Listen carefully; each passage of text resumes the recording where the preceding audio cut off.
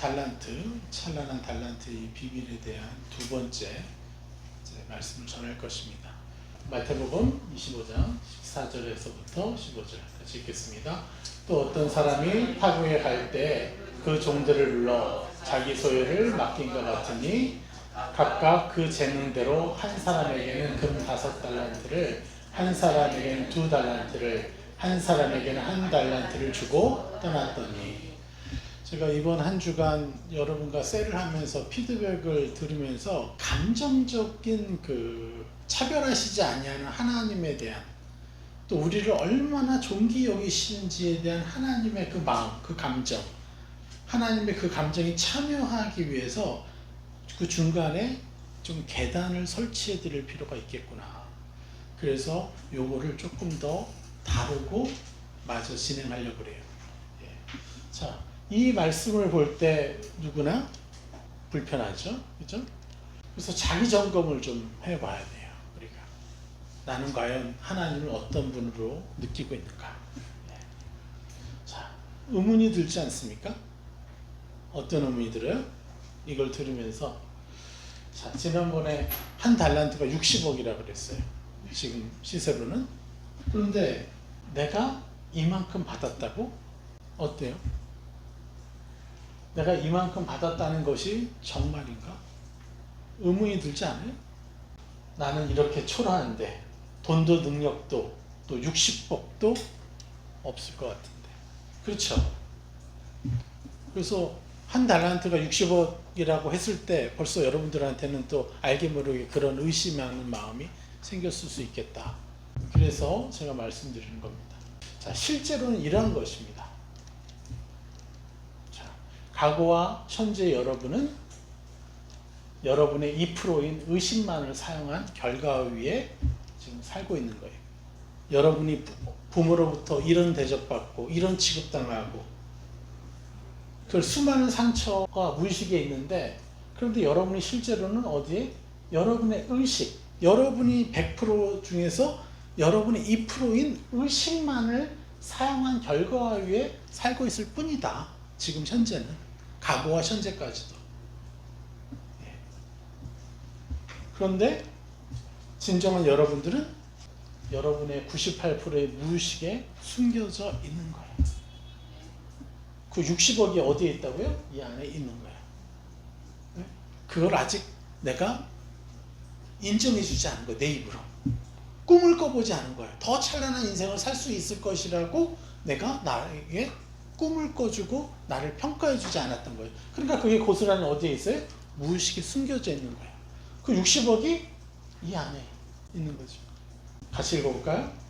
이 무의식의 수준이 60억이고 이것을 성령님과 잘 활용하면 몇 배씩 상급을 받아 계속해서 확장하는 삶을 살게 되어 있는 것이라는 거예요. 이거를 기억하십시오.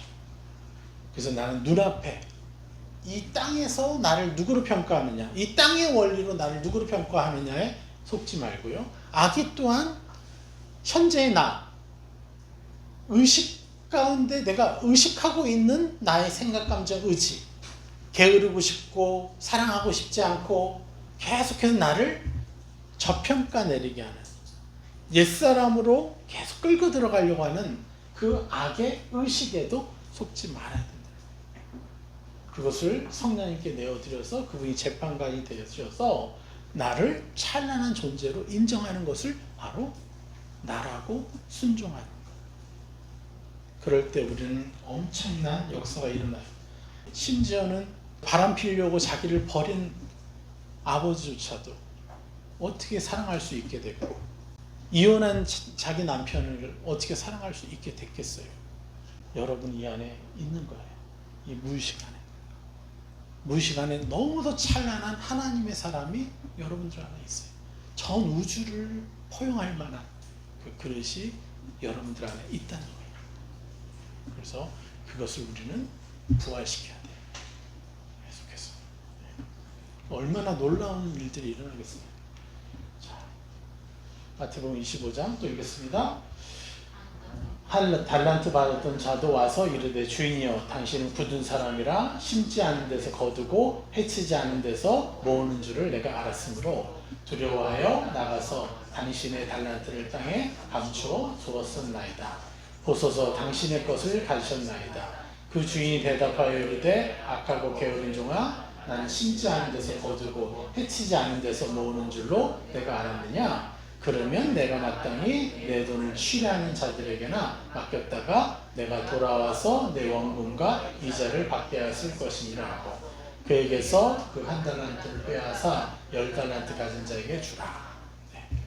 자, 아까 우리는 그 60억 이상의 가치를 가진 하늘의 것을 가진 자라고 분명히 얘기를 했고요. 이거는 이해하셨죠 이제? 자, 이제 이 부분에 대해서 나눠봅시다. 자, 이 사람 한 달란트밖에 못 받았다고 하는 이 사람이 가진 하나님에 대한 이미지는 뭘까요? 여기서 얘기하잖아요. 굳은 사람이라. 당신은 굳은 사람이라. 이게 뭐냐? 마르다, 마른 사람이에요. 메마른 사람이에요. 그리고 거칠어. 혹독할 정도로 거칠게 대하는 사람이에요. 나를. 우리 하나님이. 그리고 내게 유난히 사나우신 분이에요. 요렇게 이 사람은요 하나님에 대한 이미지를 갖고 있는 거예요. 읽어볼까요? 당신은 굳은 사람이라 심지 않은 데서 거두고 해치지 않은 데서 모으는 줄을 내가 알았으므로 두려워하여. 심지 않은 데서 거둔다는 건 뭐예요? 심지도 않은데 빨리 갖고 와. 그러잖아요. 주지도 않고 달라는 거예요. 이건 깡패죠. 엄청난 폭력이죠. 예? 나눠주지도 않고 가지고 와. 이렇게 요구하는 거예요. 그래 나는 한 달란트밖에 없는데 자꾸 달라 그러네? 저 사람들은 막 몇백억 줘놓고선 너무 기분 나쁘죠. 이러한 하나님에 대한 이미지가 굳어 있는 거예요. 그래서 자신에게 차별하시는 정도의 하나님보다도 더 심하게 나를 거칠게 다루시는 하나님이시다. 이렇게 느끼고 있다는 거예요. 이게 한 달란트 가진 사람이 가진 하나님에 대한 이미지. 당신은 굳은 사람이라. 그래서 뭘 해요? 두려워하여. 아무것도 할 수가 없는 거예요. 이 사람. 오히려 뭘 했다가 괜히 망쳐가지고 더 욕먹을까 봐. 네? 그럴 수 있는 거예요. 근데 여기서 아주 중요한 질문이 있어요. 뭘까요? 자, 읽어볼까요? 우리가 가졌던 하나님에 대한 이미지는 이 사람과 얼마나 달랐습니까? 여러분이 가지고 있는 하나님에 대한 이미지 얼마나 달랐어요? 그래서 우리가 종교인으로 오랫동안 살아왔던 거예요. 하나님을 아버지라고 하는데 아버지라고조차 부르기도 힘든 존재였던 거예요. 또 내 육신의 아버지도 너무 한계적이니까 하나님 아버지 하면 기분이 나빠. 그러니까 아버지라는 존재 자체도 기분이 나쁜 존재가 되는 사람들도 수두룩하고. 그나마 저는 좀 막내로 태어나가지고 저희 아버님이 술 드시고 와서 깽판 치고 막 그러실 때도 내가 막내로서 받은 혜택이 너무 많아요. 전에도 얘기했잖아요. 북경에서 아버지 학교 하는데 수백 명의 선교사가 왔는데 한 100여 명 정도 왔는데 99%가 다 막내들이에요. 남자 선교사님들의 99%가 다 막내들이더라고요. 그러니까 아버지에 대한 그 이미지가 덜 상한 거예요. 그 가족에서도. 자, 우리가 가졌던 하나님에 대한 이미지가 차별하신 하나님보다 더 심하게 나를 거칠게 다루시는 하나님이시지 않는가. 그래서 지금 신천지에 빠지고 통일교에 빠지고 이러한 사람들 모두가 뭐 어떤 공통점이 있느냐? 두려워하는 거예요. 하나님. 그렇기 때문에 이단에서 그렇게 이상한 하나님을 얘기해도 그렇게 받아들이는 거예요. 자기 부모에 대한 그 경험 때문에. 내 육신의 부모도 그러한데 우리 하나님 아버지는 그러겠지 하면서 예수 하나님의 이름을 가지고 가스라이팅 하면서 그렇게 괴롭히는데도 거기에 그냥 매달리는 거예요. 그 이유가 뭐예요? 이러한 이미지, 두려운 하나님에 대해서 벗어나지 못하고 있기 때문에 이 두려움은요 똑같이 이슬람도 가지고 있는 거예요. 또 29절 무릇 있는 자는 받아 풍족하게 되고 없는 자는 그 있는 것까지 빼앗기리라. 이 무익한 종을 바깥 어두운 데로 내쫓으라. 거기서 슬피 울며 이를 갈리라 하니라.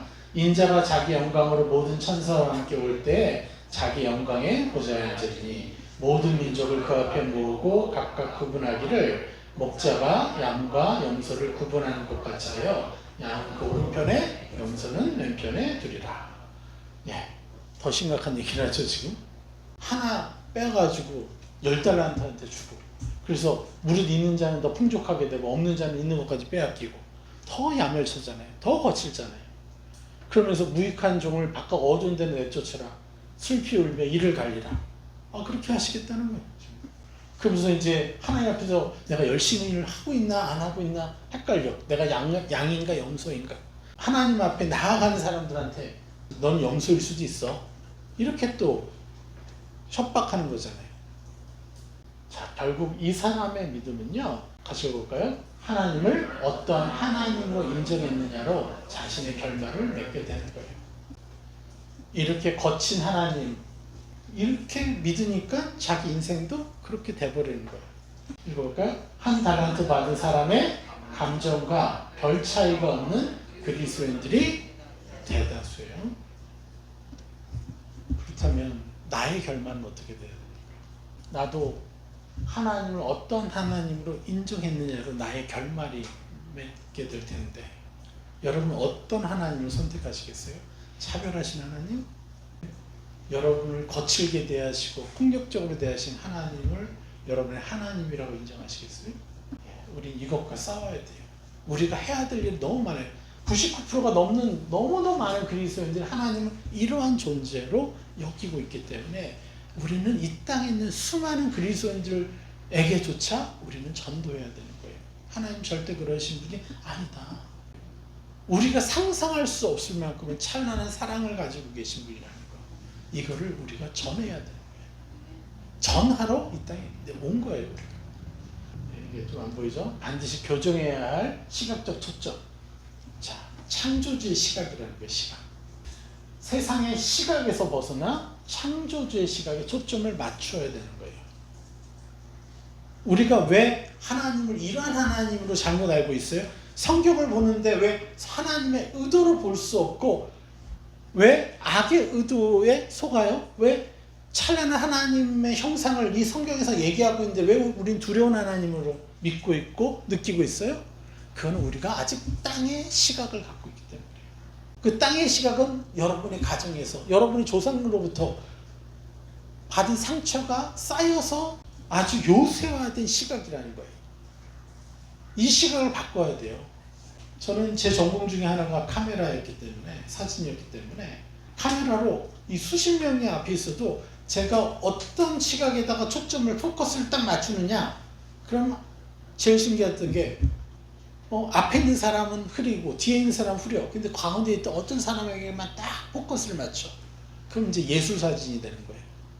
내가 원하는 대로 어떤 곳에 포커스를 맞춰서 보느냐에 따라 거기는 보이고 나머지는 죽이는 거예요. 자, 땅의 시각은요, 이렇게 우리에게 악이 의도한 것만을 보게끔 자꾸 포커스를 우리한테 보여주는 거예요. 악의 포커스를. 그래서 우리는 땅의 시각이 아니라 어떻게 해요? 하늘의 시각을 가져야 돼요. 교정해야 되는 거예요. 같이 읽어볼까요? 하늘에서 바라보는 시각과 이 땅에서의 시각은 너무도 다르다는 것을 명확히 알고 살아야 하는 것이에요. 하나님은 우리가 태어나기도 전, 모태에서 헤어지기도 전, 심지어 창세전부터 우리를 알고 계셨고 선택하시고 부르시고 은혜 안에서 예정을 하셨다는 사실을 성경은 선포하고 있습니다. 여러분, 이 포커스를 지금 가져야 돼요. 이 시간 너무 중요한 게, 이것이 여러분들에게 부족하구나. 다시 한번 읽어볼까요? 우리가 가져야 될 포커스. 하나님은 우리가 태어나기도 전에, 모태에서 지어지기도 전에 심지어 창세전부터 우리를 알고 계셨고 선택하시고 부르시고 은혜 안에서 예정하셨다는 사실을 성경은 선포하고 있다는 거예요. 여러분 이거 믿으세요? 느껴지세요? 자, 성경이 명확하게 얘기합니다. 예레미야 1장 5절. 내가 너를 모태에 짓기 전에 너를 알았고 내가 배에서 나오기 전에 너를 선별하였고 너를 여러 나라의 선지자로 세우노라. 여기서의 포커스는 뭐냐? 태어나기 전부터 하나님께서 아셨다는 거예요. 그러니까 예레미야라는 사람을 이 땅에 보내시기 전에 이미 어디서부터 알았다는 거예요? 하늘나라에서 아셨고 그리고 보내신 거예요. 그러니까 우리 모두는 이미 어떤 존재예요? 하늘나라에서 이미 하나님을 알았던 존재예요. 그리고 하나님이 이 땅에 우리를 파송한 거예요. 이게 우리라는 거예요. 또 볼까요? 자, 하늘에서부터 미리 아신 선택. 에베소서 1장 4절 5절. 곧 창세전에 그리스도 안에서 우리를 택하사 우리로 사랑 안에서 그 앞에 거룩하고 흠이 없게 하시려고 그 기쁘신 뜻대로 우리를 예정하사 예수 그리스도를 말미암아 자기의 아들들이 되게 하셨으니. 자, 창세전에 뭘 했다고요? 그리스도 안에서 우리를 택하셨다 그랬어요. 이 땅을 창조하기 전이라면 어디를 얘기하는 거예요? 하늘나라를 얘기하는 거죠. 하늘나라에서 뭐예요? 예수 그리스도 안에서 우리를 택하셨다는 거예요. 이미 우리가 그냥 보잘것없는 인간으로 태어나서 이러고 있지 천사들도 부러워하는 존재라는 거예요. 네? 지금 이 땅의 시각에서 바라보니까 우리가 이러고 저러고 막 그냥 별 볼 일 없어 보이지만 실제로는요 엄청나게 존귀한 존재로 하나님이 우리를 만드셨다는 거예요. 창세전에 존재했던 존재가 여러분 자신이라는 진리를 마음에 새기셔야 돼요. 그리고 감정으로 누려야 돼요. 또 로마서 8장 29절 하나님이 미래하신 자들을 또한 그 아들 자기 아들의 형상을 본받게 하기 위하여 미리 정하셨으니 이는 그로 많은 형제 중에서 맏아들이 되게 하려 하심이라. 하나님이 미리 아신 자들, 미리 아신 자들. 누가요? 여러분들. 그리고 우리로 이 땅에서 뭘 해요? 많은 형제는 맏아들이 되게 하려. 예수 그리스도의 형상을 본받는 자로 매일마다 거듭나게 하는 것. 이게 우리라는 거예요. 그리고 그것을 또 다른 사람에게 그렇게 하도록 돕는 것. 이게 우리라는 거예요. 네. 그래서 뭐래요? 같이 읽어볼까요? 우리는 하나님이 미리 아신 자들의 진리를 마음에 새겨야 되는 거예요. 네. 디모데후서 1장 5절 하나님이 우리를 구원하사 거룩하신 소명으로 부르심은 우리 행위대로 하심이 아니요 오직 자기의 뜻과 영원 전부터 그리스도 예수 안에서 우리에게 주신 은혜대로 하심이라. 자, 보겠습니다. 뭐래요? 영원 전부터 그리스도 예수 안에서 우리에게 주신 은혜대로. 영원 전부터 하늘나라에서 그리스도 예수 안에서 우리에게 이미 은혜를 주셨다는 거예요. 그 은혜대로 다시 이 땅에서 그 역사를 이루시고자 하는 거예요.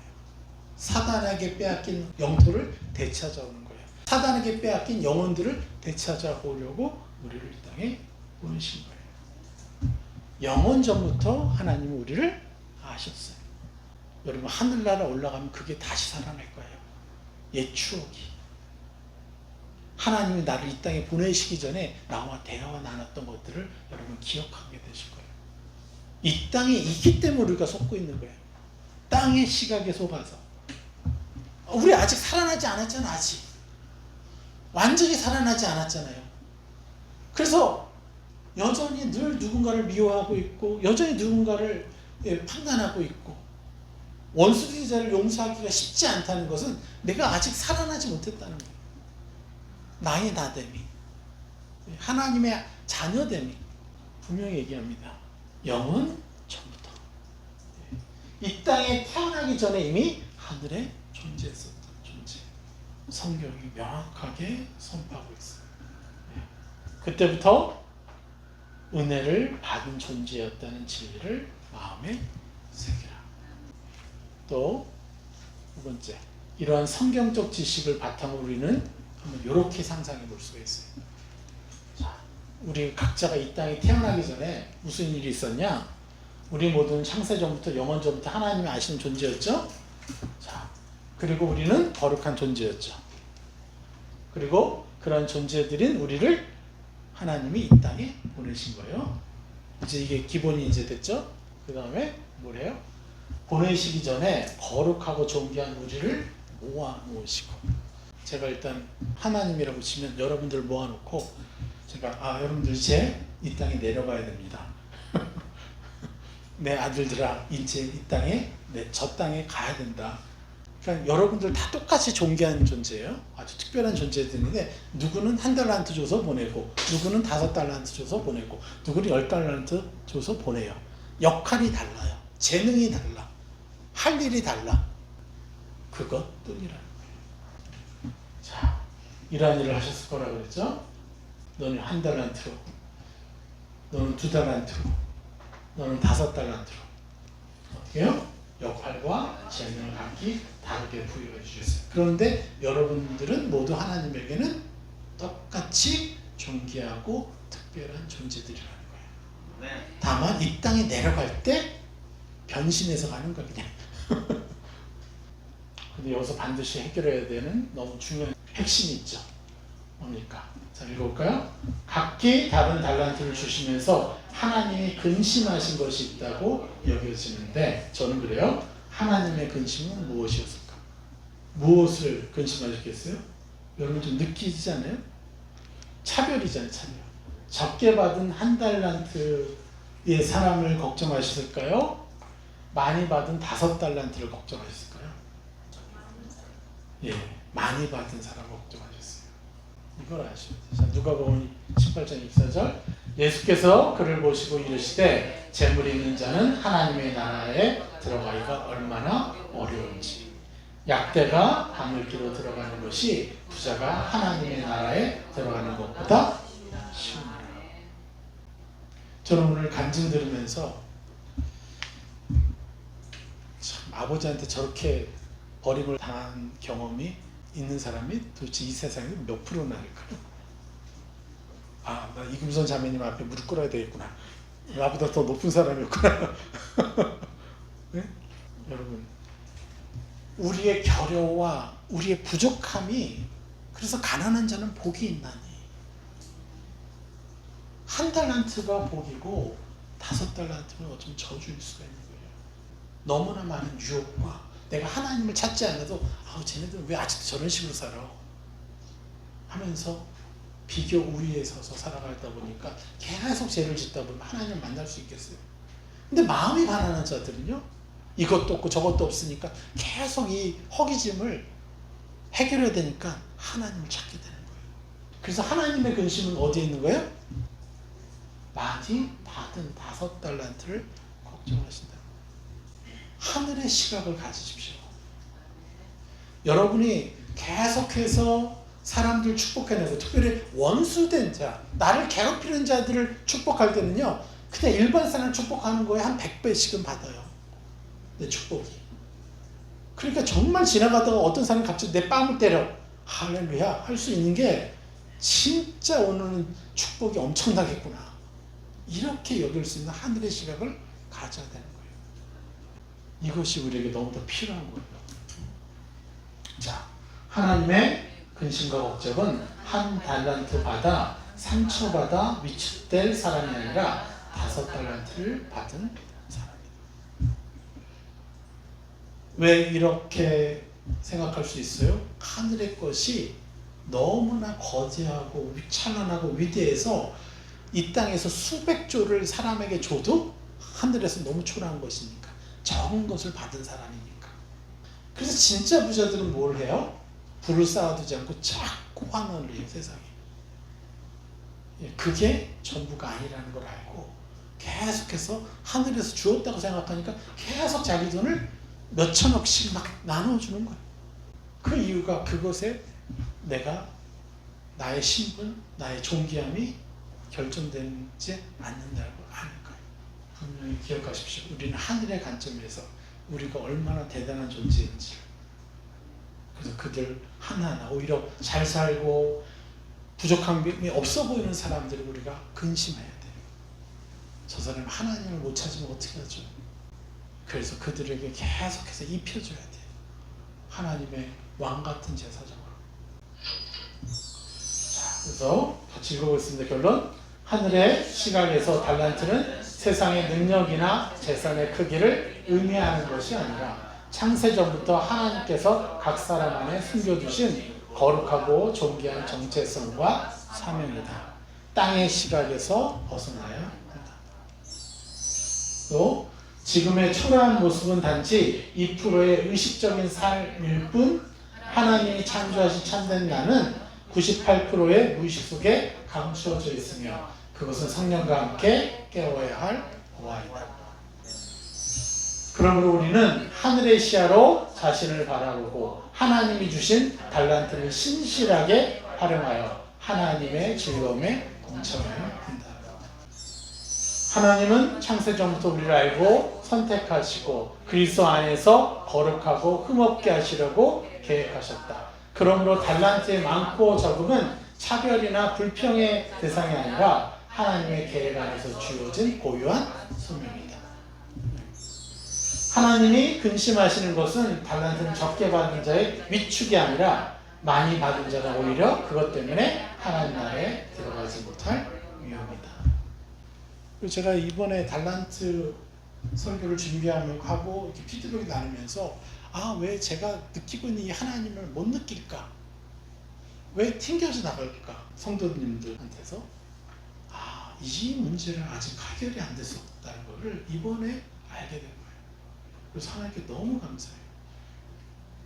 그래서 우리가 어떤 위치에 있는지를 알고 이 세상에서 사람을 바라보고 나보다 더 능력이 뛰어난 사람을 보면서도 하나님의 마음으로 감사하면서 그들을 긍휼히 여기면서 오히려 사랑할 수 있어야 되는데 쟤는 나보다 가진 게 많잖아. 내가 뭐 도와줄 게 뭐 있어. 이러고 그럼 벌써 여기 어둠이 하나 또 생겼네? 그럼 나는 또 하나님의 음성을 못 듣고 하나님 못 느끼게 되잖아요. 자꾸 이런 자질그레한 그 어둠들이 나로 하여금 하나님을 민감하게 느끼게 하지 못하니까 하나님의 즐거움에 참여할 수가 없는 거예요. 이게 엄청난 저주인 거죠. 자, 우리 선포해 봅시다. 적용. 예수 그리스도의 위대하신 희생과 사랑과 권능의 이름으로 축복합니다. 저와 가족과 공동체와 모든 그리스도인들로 하여금 달란트의 많고 적음을 땅의 시각에 속지 않고 하늘의 시각으로 바라보며 살아가게 하시니 감사합니다.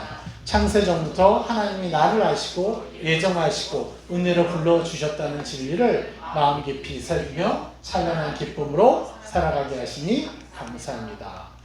나는 이미 거룩하고 존귀한 존재였음을 기억하며 이 땅에서 위축되지 않고 당당히 살아가게 하시니 감사합니다. 하나님 나라께서 주신 달란트가 크든 작든 그것이 곧 하나님의 뜻과 계획임을 신뢰하며 성실히 확장시켜 나가게 하시니 감사합니다. 하나님의 근심은 달란트가 적은 자를 향하는 것이 아니라 오히려 많은 달란트를 받은 자를 향하는 그 마음에 참여하게 하시니 감사합니다. 현재 내가 사용하는 2% 의식에 갇히지 않고 성령과 함께 98%의 잠재력을 깨워 확장시켜 나가게 하시니 감사합니다. 받은 것에 상관없이 그저 달란트를 잘 활용하여 몇 배로 확장시키느냐가 상급을 결정한다는 하늘의 영적 원리를 확신하게 하시니 감사합니다.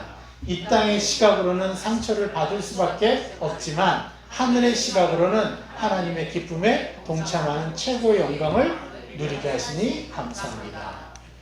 하나님의 생각과 감정과 의지를 더더욱 입어 아버지의 즐거움에 참여하는 삶을 참여하게 하시니 감사합니다. 자신의 달란트를 계속해서 확장시켜서 영원한 상급인 하나님의 기쁨 속으로 들어가는 존재로 살게 하시니 감사합니다.